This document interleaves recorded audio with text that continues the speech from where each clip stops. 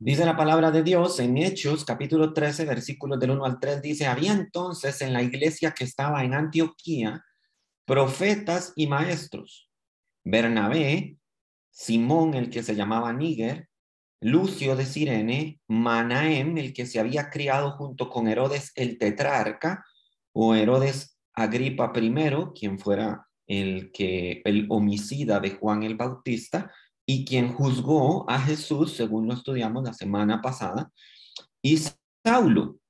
Ministrando estos al Señor, versículo 2, y ayunando, dijo el Espíritu Santo, apartadme a Bernabé y a Saulo para la obra a la que los he llamado. Entonces, habiendo ayunado y orado, les impusieron las manos y los despidieron. Permítame orar en esta mañana. Padre, gracias te damos en esta hermosa mañana de domingo por la bendición que nos das de poder estar juntos nuevamente con motivo de tu palabra. Te pedimos de que tu palabra inquiete los corazones de tus siervos para que sean lanzados al ministerio misionero sin temor, para que hagan obra de evangelista, para que se constituyan en maestros de la palabra, en gente que lleve consolación y ayuda a un mundo que lo necesita. Padre, te pido que hoy despiertes los corazones que han estado adormecidos por causa de la rutina, por causa de la desidia o por causa de la intelectualidad de este mundo. Te pedimos que el día de hoy sea un día trascendental para el ministerio de muchos de los que me escuchan el día de hoy. Te bendecimos y te damos la gloria porque solo tú la mereces y en tu santo nombre nos encomendamos. Amén y amén. Hace unos años atrás, el estado de Massachusetts se enfrentó a un caso judicial muy difícil. El caso involucraba a la familia de un hombre que se ahogó y la de otro hombre que se negó a salvarlo. Evidentemente, según la evidencia de la corte, el difunto y sus amigos estaban pasando la tarde en el lago. Él estaba caminando por un muelle cuando de repente tropezó con una soga y cayó al agua. Cuando logró salir a la superficie, gritó pidiendo ayuda y levantó sus brazos en agonía y desesperación. Él no sabía nadar. Se hundió de nuevo y salió a flote brevemente pidiendo ayuda, pero luego se volvió a hundir definitivamente en las oscuras aguas del lago. Sus amigos estaban en el muelle y vieron lo que sucedió. Si bien corrieron lo más rápido posible, no llegaron a tiempo a sacarlo del agua. Cuando lograron sacarlo, ya estaba muerto. Ahora, la tragedia pasó a mayores por el simple hecho de que a unos metros de donde este hombre cayó al agua, un joven estaba tomando el sol en su silla. Si bien este escuchó al otro hombre caer al agua, si bien escuchó al que se ahogaba pedir auxilio, si bien él era un gran nadador, jamás se levantó de su silla para salvarlo. La familia del fallecido estaba enfurecida. No podía creer lo que había sucedido. Quedaron tan dolidos y angustiados con esta muestra de apatía e indiferencia que decidieron hacerle un juicio por su actitud. El caso llegó a la Corte Suprema del Estado de Massachusetts, perdón, donde se escucharon argumentos de las dos partes. Eventualmente, la Corte dio su dictamen y la familia del difunto perdió el caso. Si bien fue con algo de recato, la Corte dictaminó que el joven que estaba tomando el sol en el muelle no tenía responsabilidad legal de salvar la vida del otro hombre. Él tenía el derecho de escoger involucrarse o no en el problema del otro hombre.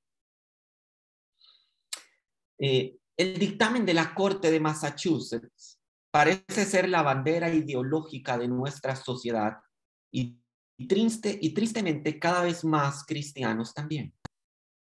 Hay una idea expresada por nuestra sociedad, esa idea se verbalizó y también se ha convertido casi en una frase motivacional que muchos cristianos incluso abrazan. Y ellos dicen, yo estoy enfocado en lo mío.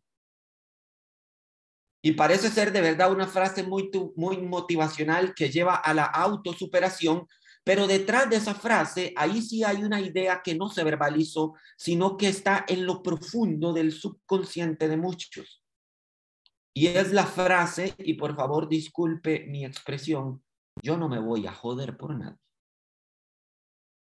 Me gustaría decir que veo algo distinto en la iglesia de Jesucristo hoy en día, pero no puedo decir mentiras.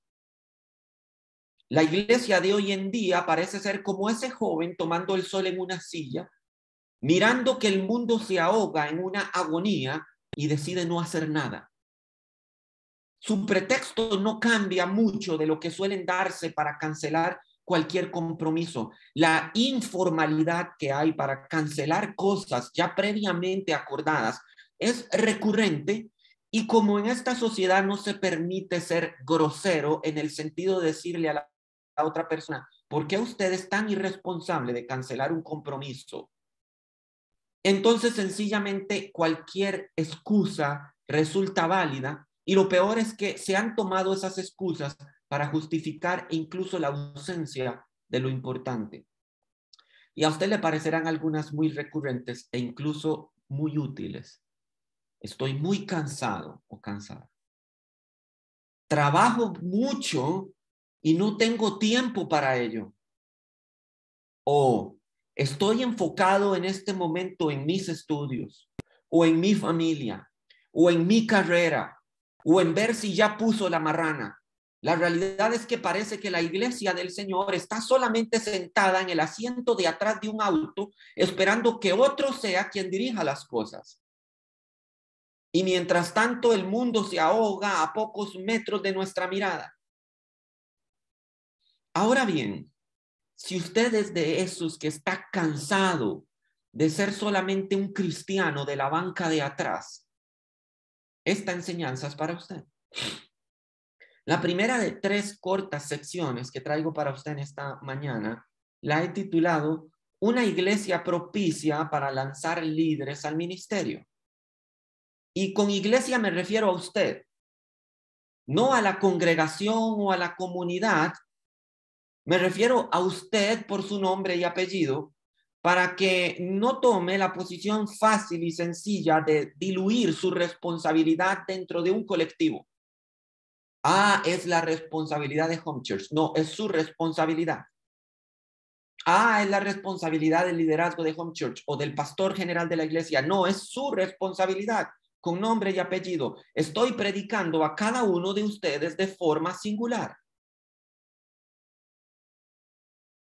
Dice el texto en el versículo 1, había entonces en la iglesia que estaba en Antioquía profetas y maestros: Bernabé, Simón el que se llamaba Níger, Lucio de Cirene, Manahem el que se había criado junto con Herodes el tetrarca, y Saulo. En Hechos, capítulo 12, versículo 25, casualmente es el final del capítulo anterior que estudiamos la semana pasada, nos enteramos que Bernabé y Saulo estaban de paso en Jerusalén.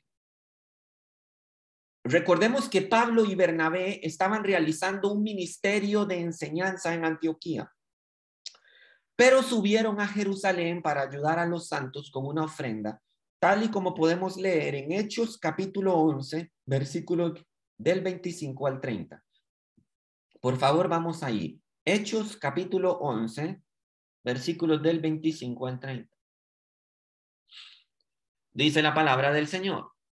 Después fue Bernabé a Tarso para buscar a Saulo, y hallándole le trajo a Antioquía. ¿Se acuerda? Estudiamos esto hace un par de semanas atrás. El término buscar de parte de Bernabé fue con una intensidad y pasión. Estaba realmente interesado en la búsqueda de encontrar a Saulo en la comunidad de Tarso, ¿no? Dice que hallándole le trajo a Antioquía, y se congregaron allí todo un año con la iglesia y enseñaron a mucha gente, y a los discípulos se les llamó cristianos por primera vez en Antioquía. La primera conclusión que usted saca de los versículos 25 y 26 es que Bernabé y Saulo se habían instaurado en Antioquía y ya habían pasado un año enseñando la palabra. Ahora en el versículo 27 se nos dice, en aquellos días unos profetas descendieron de Jerusalén a Antioquía y levantándose uno de ellos llamado Ágabo, daba a entender por el Espíritu que vendría una gran hambre en toda la tierra habitada, la cual sucedió en tiempo de Claudio. No podía suceder en otro tiempo. Claudio fue el desgraciado, literalmente así lo conoce la historia, el emperador desgraciado. Ahora, versículo 29 dice, entonces los discípulos, cada uno conforme a lo que tenía, determinaron enviar socorro a los hermanos que habitaban en Judea, lo cual en efecto hicieron enviándolo a los ancianos por mano de Bernabé y Saulo. Esto nos da el contexto de la razón por qué en el capítulo 12 Saulo y Bernabé se encuentran en Jerusalén cuando aconteció todo lo que estudiamos en nuestros estudios anteriores. La muerte de Jacobo, el encarcelamiento de Pedro, su liberación milagrosa por parte de un ángel enviado por el Señor, así como la oración ferviente de la iglesia. Acontecimiento donde con toda seguridad estuvieron Saulo y Bernabé. Creemos que Saulo y Bernabé oraron con los fieles en el aposento alto fervientemente por la liberación de Pedro. Finalmente, al concluir el capítulo 12, se nos dice que volvieron a Antioquía, en donde ya tenían un ministerio y una iglesia creciente y ferviente en el ejercicio de adorar y servir. Ahora sígame con cuidado aquí. Aquí empezamos a ver las características de una iglesia y vuelvo a decirle con iglesia me refiero a usted, que es propicia para lanzar líderes o en su caso particular para ir y hacer algo. Vea, el hecho que Pablo y Bernabé se encontraran en Jerusalén, dejando la ofrenda que los santos en Antioquía les habían enviado, cuando en Antioquía recibieron noticias de la necesidad de los cristianos en Judá, es una clara muestra que los creyentes en Antioquía ya tenían un corazón sensible para con Dios, para con el ministerio y para con la necesidad de los demás.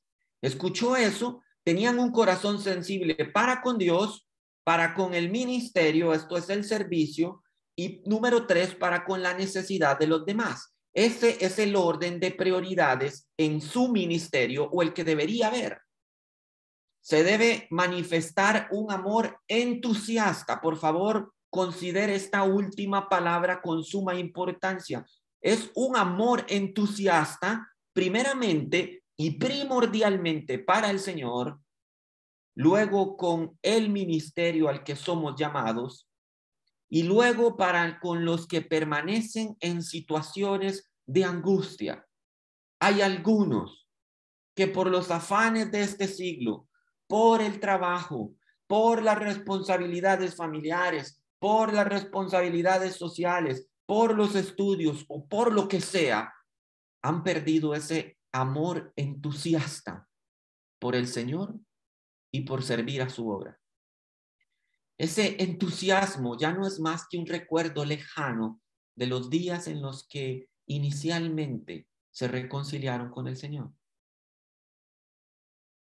Ahora, si dejamos estas prioridades de lado, somos como aquel que mira ahogarse a su prójimo a escasos metros. Entre tanto, a nosotros no nos importa o nos importa muy poco su suerte. La iglesia, que es prodigiosa en lanzar ministros a la obra, es sensible, ve la necesidad y reacciona a ello. No necesita que alguien le indique que debe dejar su silla, correr a través del muelle y lanzarse al agua para salvar al necesitado. Sencillamente es intuitiva a ello. La idea de permanecer impasible a la necesidad le incomoda, le atormenta. A usted que me escucha hoy, vuelva a sentir. Permita que ese corazón que ha estado adormecido vuelva a latir, vuelva a vivir por el Señor y para el Señor y para su gloria y para su honra. Volviendo al texto del capítulo 13, el inicio del versículo 1 nos dice, había entonces en la iglesia que estaba en Antioquía profetas y maestros. La iglesia en Antioquía estaba bien equipada de buenos profetas y maestros, eminentes por sus dones, gracias y servicios. Antioquía era una gran ciudad y había en ella muchos cristianos, por lo que se necesitaba que hubiese buenos ministros de Dios. Donde hay una gran necesidad, hay una gran oportunidad de servir. Este es otro punto de la iglesia que es propicia para lanzar ministros a la obra, y es el hecho que es prodigiosa en dones vinculados a la palabra. ¿Sabe? Sin importar el debate de si el don de profecía ha cesado una vez que se compiló el canon bíblico, o por el contrario, si usted cree que es un don que aún está operando dentro de la iglesia, hay un detalle más relevante en el contexto que esa vana discusión. Si el don ya cesó o si sigue en operación, eso importa poco. Pero hay un detalle relevante en el contexto de lo que estamos leyendo en el libro de los Hechos. Tanto el don de profecía como el de enseñanza están íntimamente vinculados con la palabra de Dios y su revelación por parte del Espíritu Santo. Y ese es el elemento clave aquí. La iglesia de Antioquía era una iglesia rica en palabra, había recibido la instrucción de los maestros más preeminentes de la antigüedad por más de un año. Sus miembros ya están formados y maduros en el conocimiento y en la práctica de fundamentos bíblicos. Note, como le decía, en Hechos 11:26, se nos dice que Saulo y Bernabé habían pasado un año enseñando la palabra.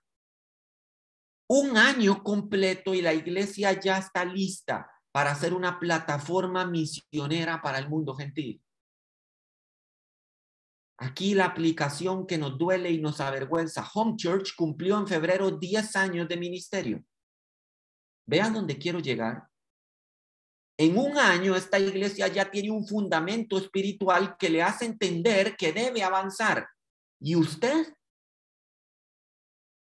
¿Aún sentado en la misma banca de atrás? ¿Sabe? Esta es una enseñanza práctica. El valor del agua del arroyo es que está en movimiento. Si esa agua se estanca, no es más que un charco lleno de lodo donde se procrean y multiplican los mosquitos. El movimiento y dinamismo dentro de su vida también es necesario. Si usted se estanca, el cristianismo que refleja pierde atractivo, como el agua de un arroyo estancada. Ya en usted, por más de 10 años, fue sembrada la palabra.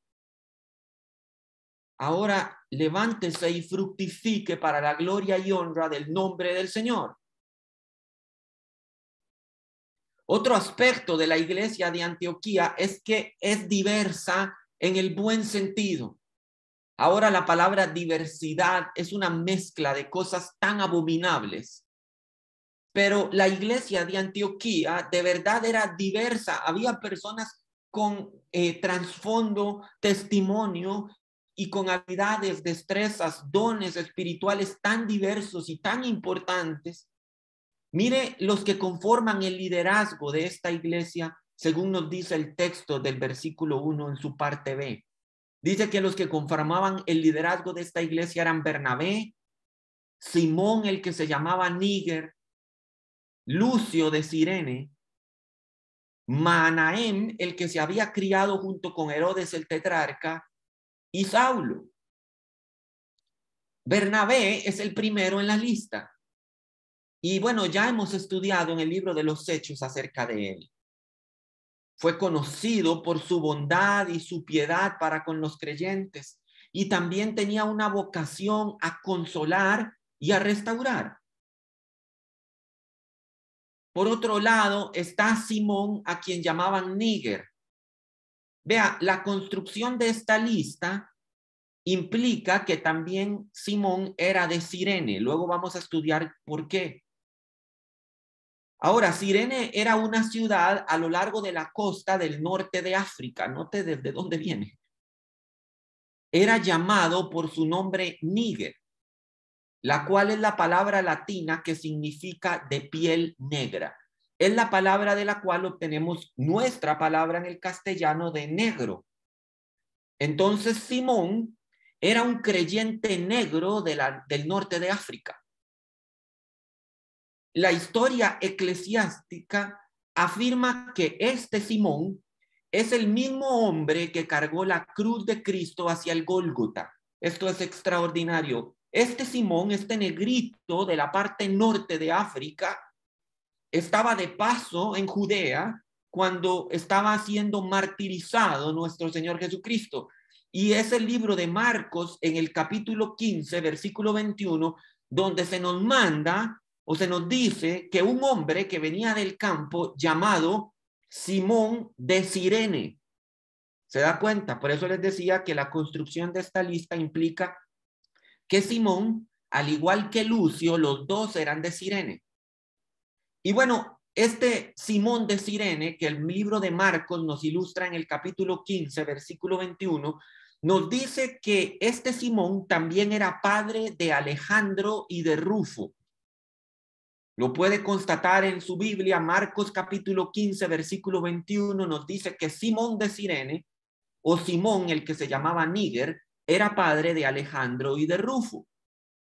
Ahora, otra referencia más para rastrear la procedencia de este Simón y vincularlo con su testimonio desde la cruz, fue Pablo en Romanos capítulo 16, versículo 13, que menciona que la madre de Rufo era también su madre. Este es un uso idiomático que significa que ella cuidaba de Pablo mientras él estaba en Antioquía. En otras palabras, probablemente Pablo permanecía en el hogar de Simón de Cirene, o el que se llamaba Níger, permanecía en su casa cuando él estaba en Antioquía. Simón, un hombre convertido a razón de que fue testigo ocular y partícipe indirecto de la crucifixión. Esto es extraordinario. Esto es extraordinario. Imagino a este Simón de Cirene cargando la cruz cuando al Señor Jesucristo le faltaron las fuerzas, y ser testigo ocular y ver cómo crucificaban a este justo y cómo esto trastornó completamente su forma de pensar y de ver el mundo. Esa conversión lo guió hasta el punto de encontrarse en Antioquía, en el núcleo del liderazgo. ¿Vio esto? Para usted que sigue todavía pegado a una silla de playa viendo cuando el mundo se ahoga y esperando que alguien lo llame a un ministerio interno, cuando el ministerio está afuera. Este hombre, Simón de Cirene, conmovido profundamente por el encuentro que tuvo en la cruz, cree en Jesucristo y tiempo después lo encontramos sirviendo, no en Judea, donde se convirtió, sino en Antioquía, una ciudad del Imperio Romano, una ciudad gentil. Ahora, también encontramos a Lucio de Cirene, quien la historia de la iglesia define como un viejo amigo de Simón, quien vino a la fe por el testimonio propio de Simón. Segundo punto, este Simón me encanta. Él recibe a Cristo gozoso con el mensaje entusiasta del evangelio, que es entusiasta el evangelio. ¿Cómo es que usted ha permanecido tanto tiempo sin hacer nada? Nada trascendente. Por ahí viene y dice, sí, bueno, le hablé a fulanito, por allá a sutanito, a esto, lo otro. Piensa en grande, es el evangelio. Vaya, pregúntele al pastor, pastor, ¿a usted le molestaría que yo abra un estudio bíblico en la casa? Voy a repartir volantes hasta que me denuncie medio ambiente por contaminación de volantes, pero voy a hacer algo para llevar a las personas al conocimiento de Cristo. Voy a fundar una iglesia, no importa si empieza, dicen todos sentados en la alfombra del piso de mi casa. ¿Cómo empezó Home Church? No cabíamos en la sala de estar de alguna casa, en la casa de Leo, por ahí los que se acordarán de la casa ahí de don Octavio, o en la casa de Alejo, en casas, digamos, en donde estábamos dispersos. Empezó porque Dios incomodó mi corazón para algo. Pido a Dios en el nombre de Jesucristo que incomode su corazón hoy para hacer algo. Y este Simón, entusiasta por el evangelio, fue y buscó a su mejor amigo y le dijo: ven, tengo algo muy bueno que contarte, una muy buena noticia. Y ahora Lucio de Cirene también está en el ministerio en Antioquía. Otro más de la lista es Mahanaim, quien fue criado junto con Herodes. Su relación con él es descrita en el texto griego con el vocablo súntropos. Esa palabra hace referencia a alguien que fue criado juntamente con Herodes por la misma mujer cuando eran bebés. Puede ser traducido como un hermano de crianza. Era sumamente cercano a Herodes. Y bueno, este término súntropos era un término dado también a los niños que tenían la misma edad que los príncipes de la realeza y que eran criados con ellos en la corte. Mahanaim fue amigo de crianza de Herodes. Fue a la escuela con él, hicieron probablemente la tarea juntos, eran compañeros de travesuras y de andanzas infantiles. Lo que quiere decir que Mahanaim procedía de la aristocracia de Galilea. Pero hay un pero positivo en la vida de Mahanaim. Mahanaim abandonó toda esperanza de promoción política para seguir a Cristo. Para él fue preferible ser compañero de sufrimientos de Jesús antes que ser compañero de persecución de un borracho como Herodes.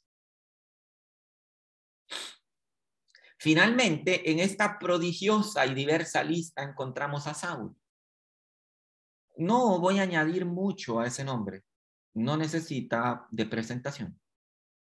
Es Saulo, posteriormente conocido como el apóstol Pablo, el cristiano más grande de toda la historia. Y note que ya estudiamos cómo el núcleo de la iglesia en Jerusalén le rechazó y le menospreció en un principio.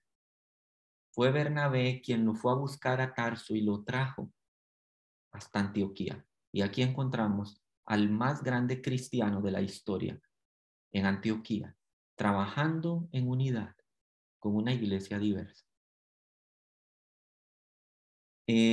Así que el liderazgo de la iglesia de Antioquía estaba conformada por un judío de Chipre, un negro de África, un gentil, un aristócrata y un rabí convertido. La iglesia en Antioquía se convirtió en un ejemplo de unidad. Esta es la tercera característica de una iglesia propicia para lanzar ministros. Es una iglesia que es unida. Jesús mismo oró en ese sentir en Getsemaní cuando dijo en Juan capítulo 17, versículo 21, para que todos sean uno, como tú, oh Padre, en mí y yo en ti, que también ellos sean uno en nosotros para que el mundo crea que tú me enviaste. Segundo punto que traigo para usted en esta mañana, una iglesia que ministra al Señor. Versículo 2 dice, ministrando estos al Señor y ayunando, dijo el Espíritu Santo, apartadme a Bernabé y a Saulo para la obra a que los he llamado. Vea, el texto nos dice, ministrando estos al Señor. Esto fue parte de lo que sucedió en la congregación de Antioquía. Bernabé y otros ciertamente ministraban a la congregación, pero también sucedía algo interesante. La congregación también empezó a ministrarse unos a otros. Vea, esto pongo un ejemplo muy sencillo. En la iglesia, pues ustedes saben que mi esposita a veces es la que se dedica a mandar los saludos de cumpleaños. Y vea, por alguna razón y porque somos humanos, algunas veces se nos ha olvidado saludar a alguien en ese día, hemos estado muy ocupados por una cosa y por la otra. Y yo siempre digo, porque han habido personas, no las que están aquí presentes, pero algunas personas que incluso se han ido de la iglesia, que literalmente me han dicho a mí es, yo me voy de la iglesia porque usted no me saludó en el día del cumpleaños, pero saludó a fulanito. Y como fulanito es su amigo, usted tiene preferencias. Y yo le decía a esa persona es, ¿a usted se le olvidó que en la iglesia nos ministramos también unos a otros? Si al pastor se le olvidó, ¿por qué no escribió fulano, sutano o mengano? Que sí se acordaron. Porque en la iglesia de Antioquía, perdón la expresión, no había tiempo para las tonteras. En la iglesia de Antioquía ellos estaban enfocados en ministrar al Señor y ministrarse unos a otros. Pero al mismo tiempo, todos ellos ministraban a Cristo. Ese es el primer trabajo de cualquier siervo, ministrar al Señor. Cuando ellos hicieron esto, hicieron el servicio de sacerdotes bajo el nuevo pacto. Ofrecieron sus cuerpos como sacrificios vivos, según nos menciona Romanos capítulo 12, versículo 1.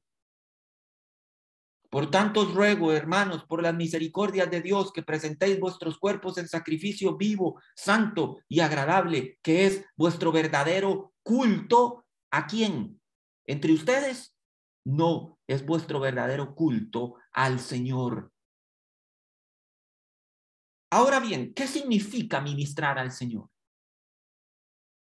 ¿Significa, acaso ministrar al Señor es servirle? Señor, ¿quieres una galletita? ¿Quieres una tacita de leche? ¿Un cafecito? Señor, ¿en qué otra cosa te puedo ayudar? ¿Necesitas que lave tus pies? ¿Que unja tus cabellos con aceite? ¿Eso es ministrar al Señor? Ministrar al Señor significa hacer lo que le agrada y lo que le honra. Adorar, alabar, orar, escuchar, interiorizar la palabra y honrar a Dios. Aquí viene el primer gran desafío de aquellos que son llamados a la obra, y es que no puedes ir a ministrar a otros si antes no has aprendido a ministrar al Señor. Es como querer correr antes de aprender a caminar. ¿Cómo va a instruir a otros a llamar a Jesús Señor si tú no lo tienes como Señor de tu vida? No, yo claro, todas las veces en la iglesia, yo digo que Él es mi Señor y mi Salvador, canto canciones respecto a su señorío. ¿En qué identificamos que Jesús es nuestro Señor? En que le obedecemos. Eso es ministrar. Seguir puntualmente lo que Cristo nos exhorta en su palabra. Se constituye en el primer ministerio cristiano. ¿Sabe? Cumplir lo que el Señor nos manda en su palabra, he predicado mucho sobre esto, es cumplirlo todo. No una parte, no obedecer una parte, sino todo.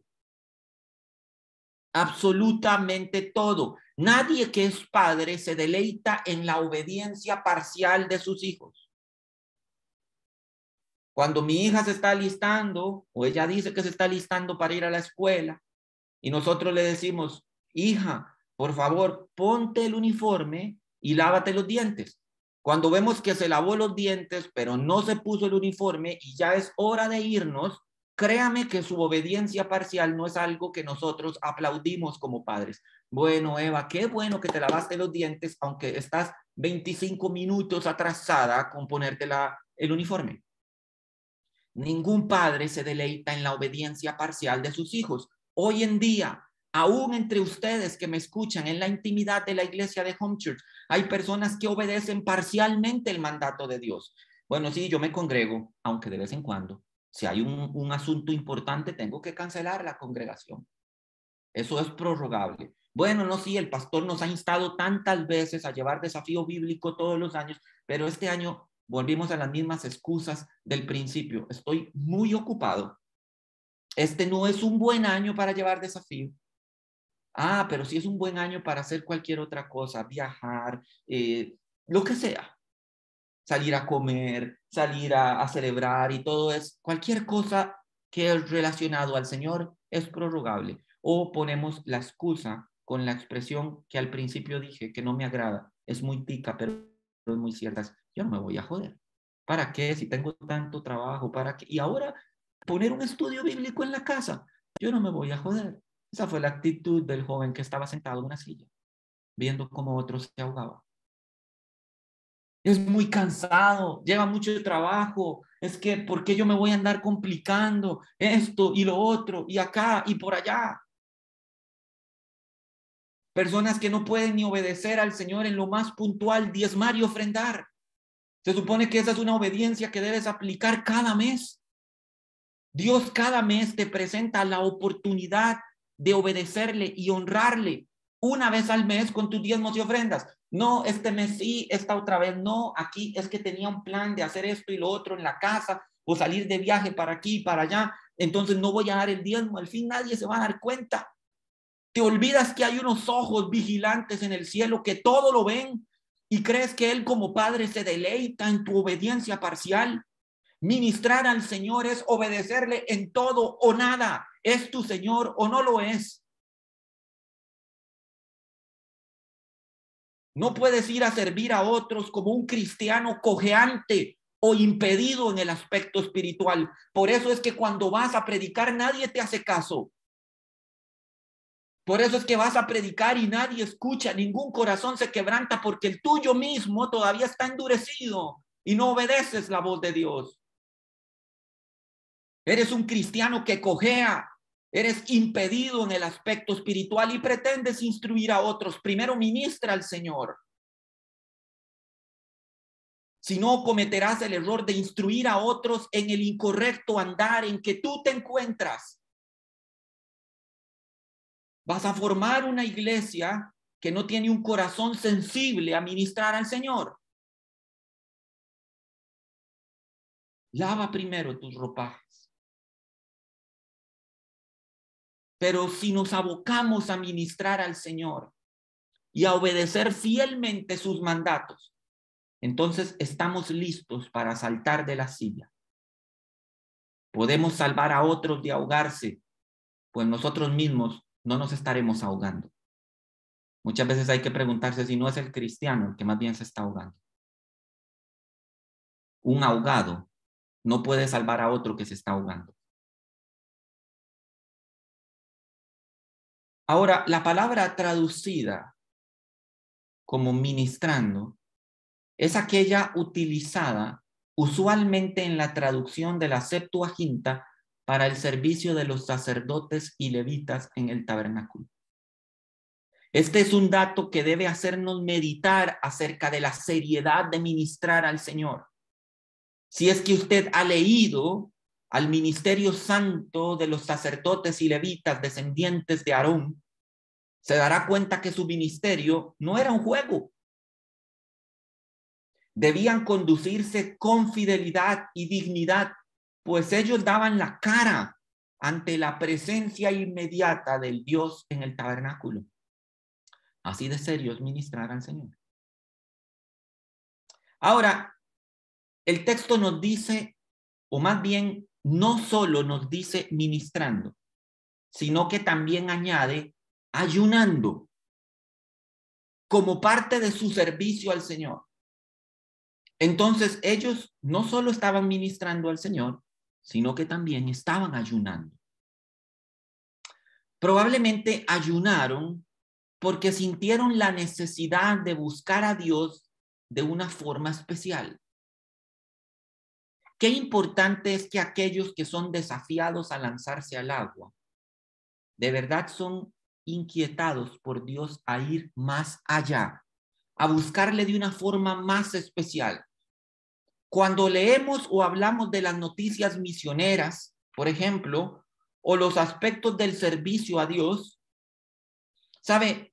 Yo recuerdo cuando invitábamos a una persona a hablar de misiones una vez al mes a la iglesia. Y recuerdo los corazones de las personas conmovidas y muchos levantar las manos y decir, heme aquí, Señor, envíame a mí. Hago una pregunta seria a los que estaban en ese tiempo. Decir es, ¿aún sigue la llama de esa pasión encendida en sus corazones? Estoy hablando de hace 10 años atrás. Y la gran vicisitud sería no, pastor, háganos un favor, vuelva a traer un misionero una vez al mes para que se nos vuelva a encender la llamita. No se trata de eso, mis hermanos. No podemos volver a lo que hacíamos 10 años atrás. Avanzamos. Recuerde el agua del arroyo. Y usted ya no es el mismo de hace 10 años atrás. Tiene 10 años de estudios bíblicos y de palabra seriamente forjada en su corazón. Ya no es tiempo de volver para que un misionero que fue a Afganistán le cuente cómo le ha ido en Afganistán y que usted se emocione por ello. Entonces, cuando leemos o hablamos de las noticias misioneras o los aspectos del servicio a Dios, hay personas que no les inmuta. Para desgracia y vergüenza ya de este siglo, siempre hay gente insensible a lo espiritual. Pero también hay algunos que se emocionan. Y finalmente hay otros que se comprometen a ir más allá y llevar la carga. Ese es todo un dilema espiritual. ¿Sabía usted eso? Porque Jesús mismo dijo, la mies es mucha y los obreros son pocos. Rogad pues al Señor de la mies para que mande obreros a su mies. Vea, de aquí concluimos dos cosas. De las palabras de Jesús concluimos dos cosas. La necesidad es abundante. No es uno el que se está ahogando. Son miles de miles de miles de millones que se ahogan en un mar de angustia, de desesperación, de depresión, de soledad. La necesidad es abundante. La mies es mucha. Segunda conclusión, los obreros son pocos. Y esto es una realidad, aunque no es una realidad deseable. No es que el Señor dijo yo he seleccionado pocos, sino es que los que están dispuestos a ir, a incomodarse, a llevar la carga, a hacer algo más de lo que normalmente la gente lo hace, esos son pocos. Mucho quisiéramos que fueran muchos los obreros, pero parece ser, según el texto, que es necesario rogar para que se levanten obreros. Y sí, eso es lo que dice el texto, dice rogad. Esto parece implicar que el obrero se hace de rogar para atender el llamado.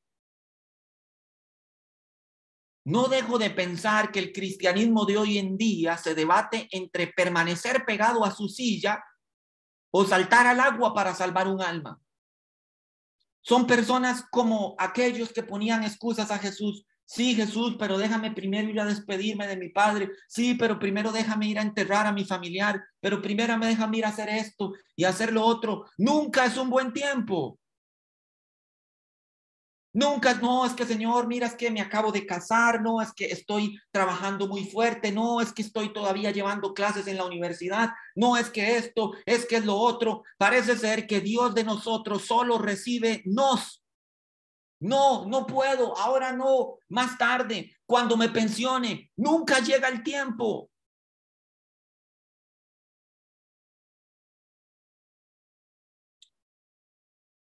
Se hacen de rogar.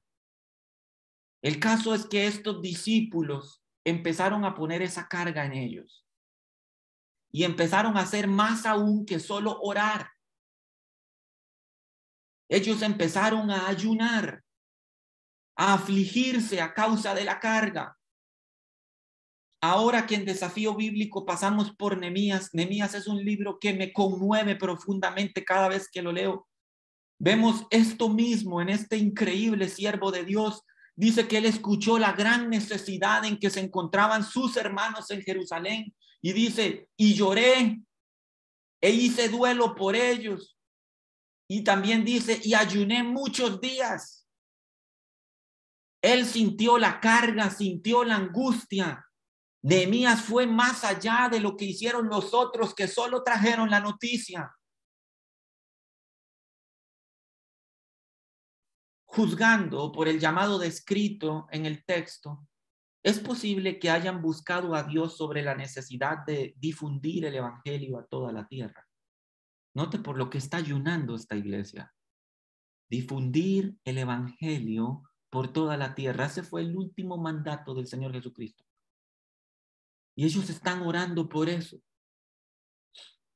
Si asumimos que ayunaron y oraron por la necesidad que el mundo tenía de Jesús, podemos ver cómo Dios contestó su oración, utilizándolos a ellos, a los que oraron y ayunaron. ¿Sabe? Así es como Dios se mueve, usando a las personas que tienen en sus corazones orar e ir más allá. Muchos quieren ser conductores del asiento trasero, como si fueran en una limusina, ¿no? Esperan decir, yo tengo la carga, tú haz el trabajo. Pero la manera típica de trabajar de Dios es enviar a las personas que sienten la carga a hacer el trabajo. Sientes la carga, no te sientes en el asiento de atrás esperando que alguien dirija las cosas. Levántate, edifica, construye. Como Nehemías le dijo, es levantémonos pues y edifiquemos, porque la buena mano de nuestro Dios está con nosotros. Si el pueblo de Israel lo entendía en medio de su tragedia y de su desgracia, ¿cómo es que la iglesia de Jesucristo no lo entiende hoy? Hemos sido lavados por la sangre del Cordero, restituidos, vestidos con ropas santas, nos ha puesto en el ministerio de su sacerdocio. Hagamos como Nehemías instó al pueblo, levantémonos y edifiquemos. Entonces dijo el Espíritu Santo, esto es increíble. Es en este punto de compromiso, de aceptación de la carga y el llamado que el Espíritu Santo habla. Constantemente yo encuentro personas que me dicen ¿por qué Dios ya no habla como hablaba en antaño? ¿Por qué Dios ya no hace las cosas que hacían antaño? Es porque tú no haces las que deberías estar haciendo hoy. Ya no oras, ya no ayunas, ya no pones en tu corazón la carga, ya no hay en tu boca las palabras de yo quiero ir. Como Pedro dijo, Señor, lo hemos dejado todo por seguirte a ti. Y después le dijo y añadió, ¿a quién iremos, Señor? Si solo tú tienes palabras de vida eterna.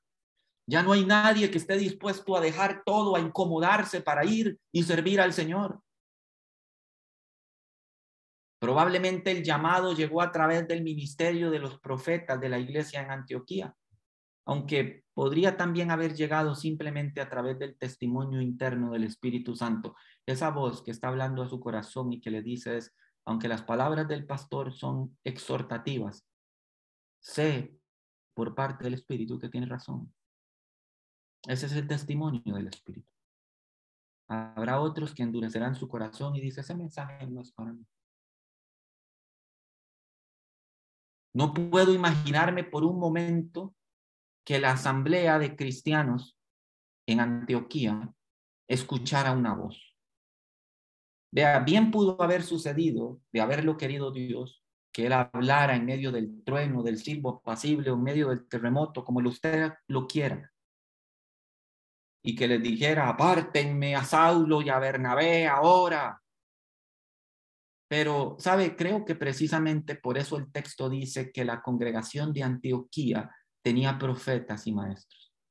Normalmente o a veces somos como el rico que en medio de una llama dice, manda un ángel a mi familia para que le hable de este lugar.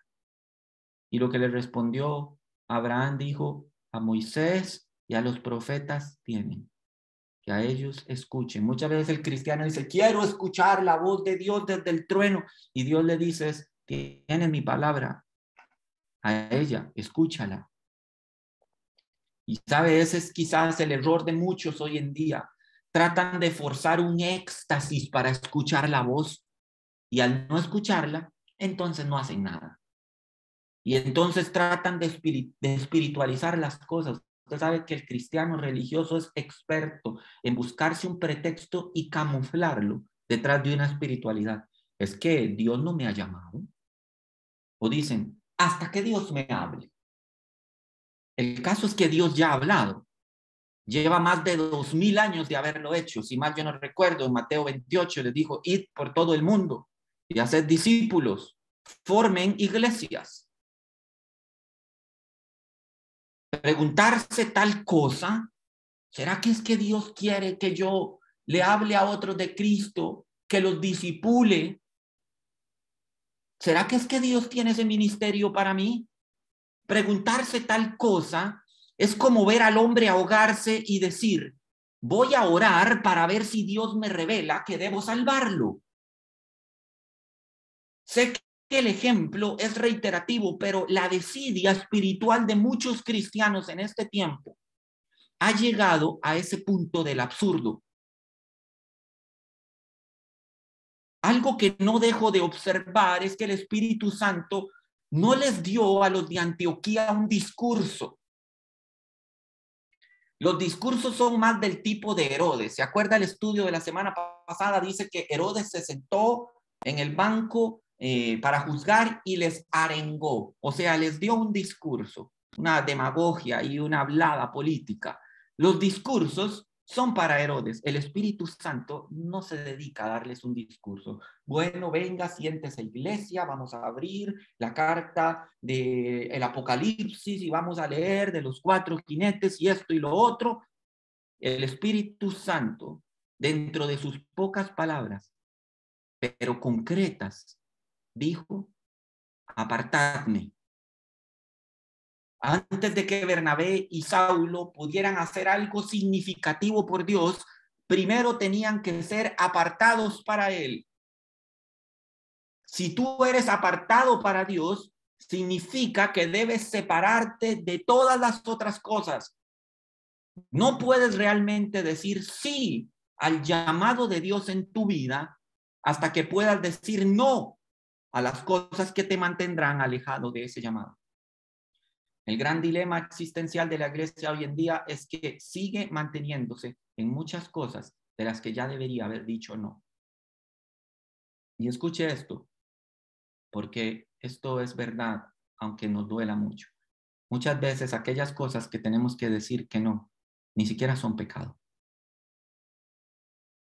Son cosas que obligatoriamente debemos abandonar para seguir a Cristo, para completamente entregarnos a su dirección, depender totalmente de Él. La segunda frase que el Espíritu Santo habla es para la obra a que los he llamado. Y después de ahí el texto no dice que el Espíritu Santo hablara más. Apartadme para la obra a que los he llamado. Fue toda la revelación. Dios tenía una obra específica que había designado para Bernabé y Saulo. Pablo luego escribiría en Efesios capítulo 2, versículo 10. Vea, Pablo lo tenía claro. Dice, porque somos hechura suya, creados en Cristo Jesús, ¿para qué? Para buenas obras, las cuales Dios, subraya esto, preparó de antemano para que anduviésemos en ella. Con toda razón el Espíritu Santo dijo, apartadme para la obra a la que yo preparé de antemano. Aquí Dios llamó a Bernabé y a Saulo a este tipo de buenas obras. Y quiero hacer la aplicación en este punto. Muchas veces usted se está preguntando, ¿en qué ministerio puedo servir yo al Señor? Bueno, le tengo noticias. No es que usted escoge un ministerio. Dios ya tiene el ministerio. No es su trabajo identificarlo. Su único trabajo es estar dispuesto a ir y hacer lo que debe ser hecho. No es que usted escoge, bueno, ¿será que es que, a ver, porque soy esto, porque soy lo otro, voy a servir a Dios en esto? Las obras que yo preparé de antemano. ¿Quién escoge el ministerio en Dios?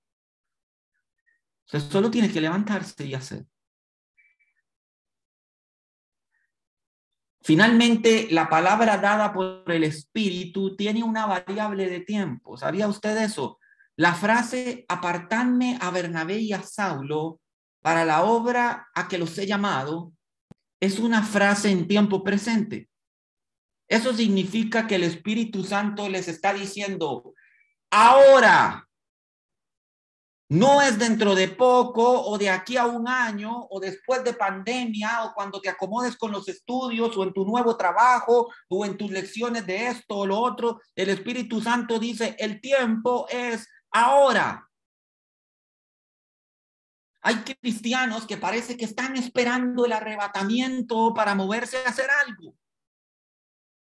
Mi gran pregunta es, cuando llegues al cielo y entres al tribunal de Cristo, donde recibiremos las coronas de gloria por causa de nuestro servicio, y el Señor te pregunte, ¿qué hiciste para extender mi reino? ¿Qué hiciste para llevar mi nombre y mi gloria hasta lo último de la tierra? ¿Qué hiciste? De verdad usted le responderá, le dirá, bueno, Señor, a ver, hablando así ya, como dicen a rajatabla, yo no hice nada. Aunque vea, me esforcé mucho, de verdad, me esforcé mucho en tratar de entender cuál era el ministerio que tenías para mí. De verdad, dediqué horas y medité mucho en cuál era el mejor ministerio para servirte. No hice nada, pero tienes que reconocerme eso, me esforcé mucho. Y entre tanto, le dirá usted también aquel día, le dirá, entre tanto, Señor, y vea, desde aquí se lo anticipo, yo supongo que usted va a estar muy orgulloso de mí cuando escuche esto. Me congregué 10 años en una iglesia que todos los domingos me predicó muy bien la Biblia. Viera qué buena iglesia esa Home Church, cómo predicaban Biblia todos los domingos. ¿Y sabe qué también me dijeron en esa iglesia? Era una iglesia que me exhortó muchas veces a hacer algo. De verdad. Tenga cuidado que Dios no vaya a decirle en aquel día, siervo malo y negligente. Siervo malo y negligente. Tercer punto, finalmente es tiempo de lanzarse al agua. Entonces, habiendo ayunado y orado, dice el versículo 3, les impusieron las manos y los despidieron. ¿Sabe? Me deleito mucho en leer esta palabra que inicia el versículo 3. Dice, entonces. Eso significa no antes. Dice entonces. No antes, nunca antes de haber ayunado y orado primero. Qué clara tenía las prioridades espirituales esta iglesia de Antioquía. No doy un paso antes de haber ayunado y orado.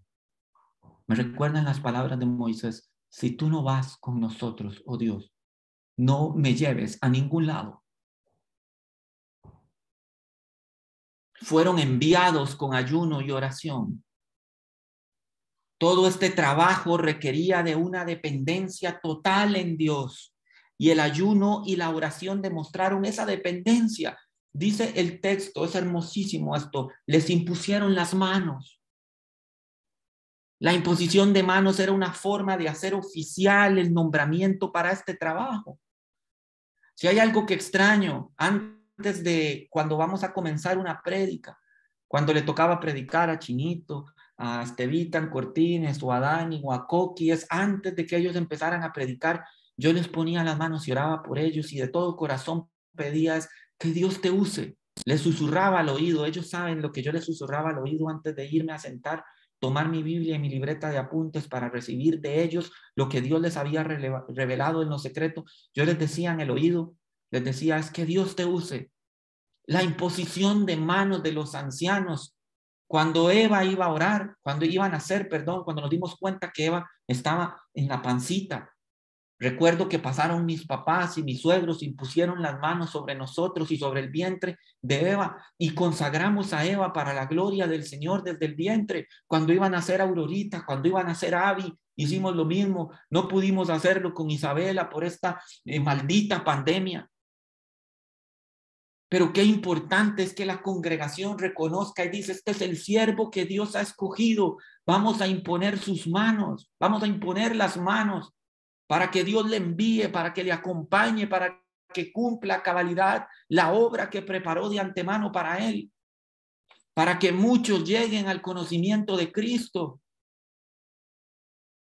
La imposición de manos era una forma de hacer oficial por parte de la iglesia el reconocimiento de todos. Dice, cuán hermosos son los pies de los que anuncian la paz.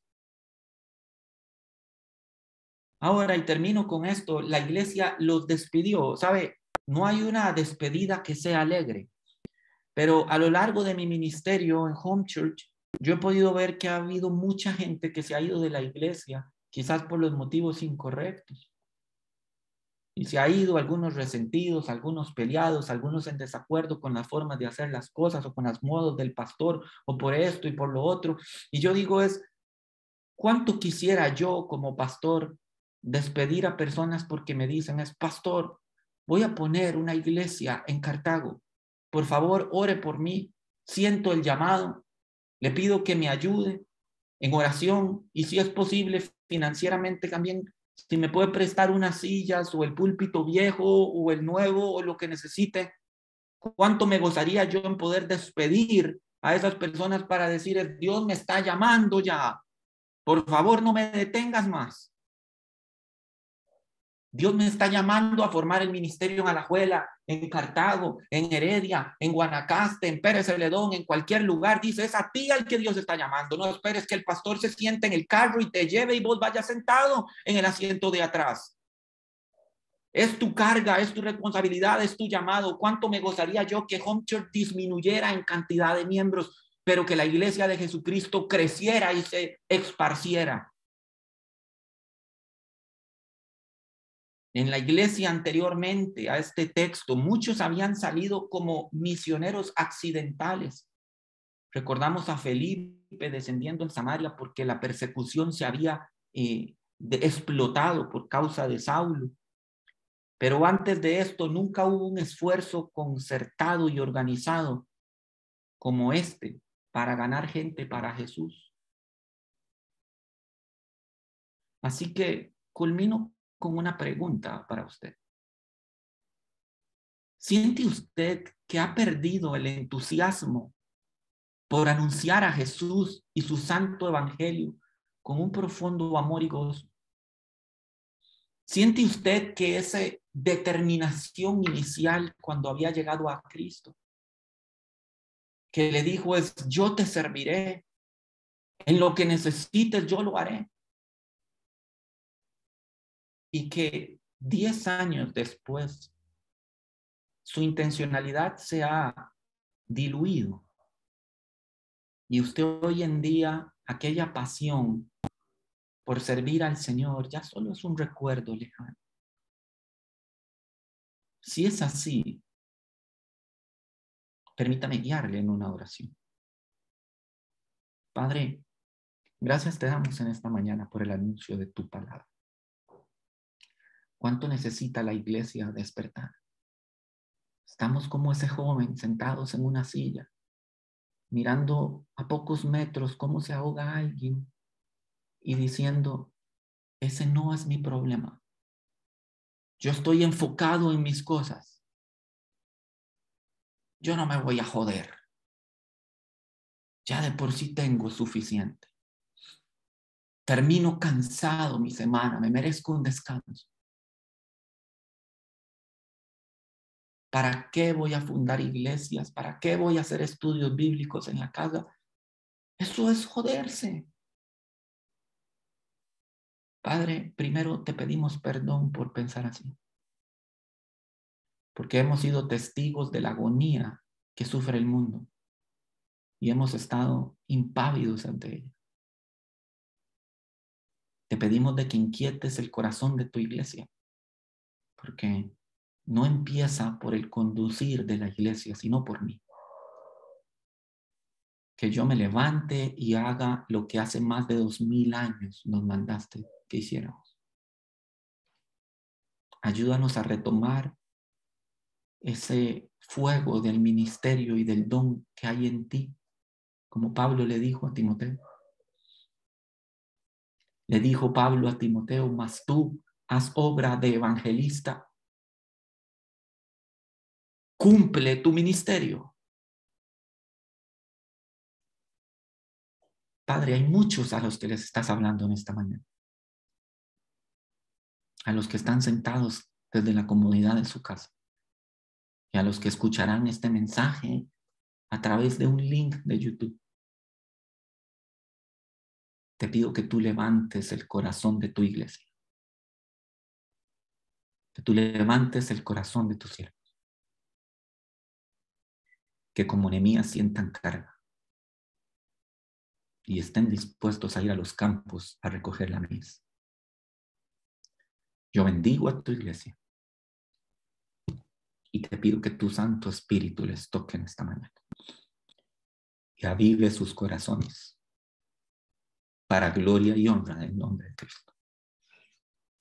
Amén y amén. Iglesia, levante sus manos. Permítame bendecirle con la bendición sacerdotal que Dios estableció. Se debe bendecir a su iglesia cada vez que se reúna a glorificar y a santificar su nombre. Y dice así: Iglesia, Jehová te bendiga y te guarde. Jehová haga resplandecer su rostro sobre ti y tenga de ti misericordia. Jehová alce sobre ti su rostro y ponga en ti paz. Amén y amén. Mis hermanos, que el Señor me los bendiga, que tengan una muy buena semana y un muy buen domingo.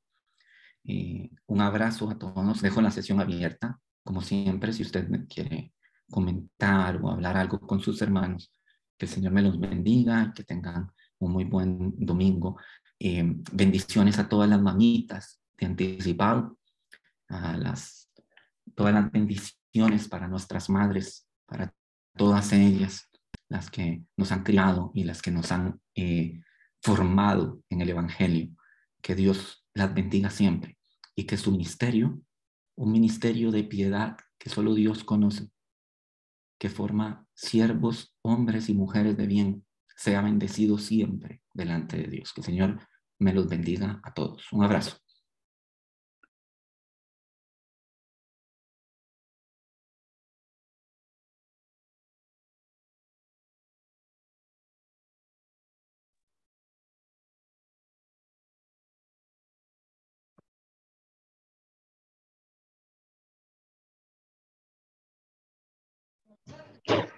Buenos días a todos, chicos. Muchas gracias, mi amorcito, por ese mensaje. De verdad que nos motiva muchísimo y es cierto, tenemos que movernos un poco más, quitarnos de nuestra zona de confort y empezar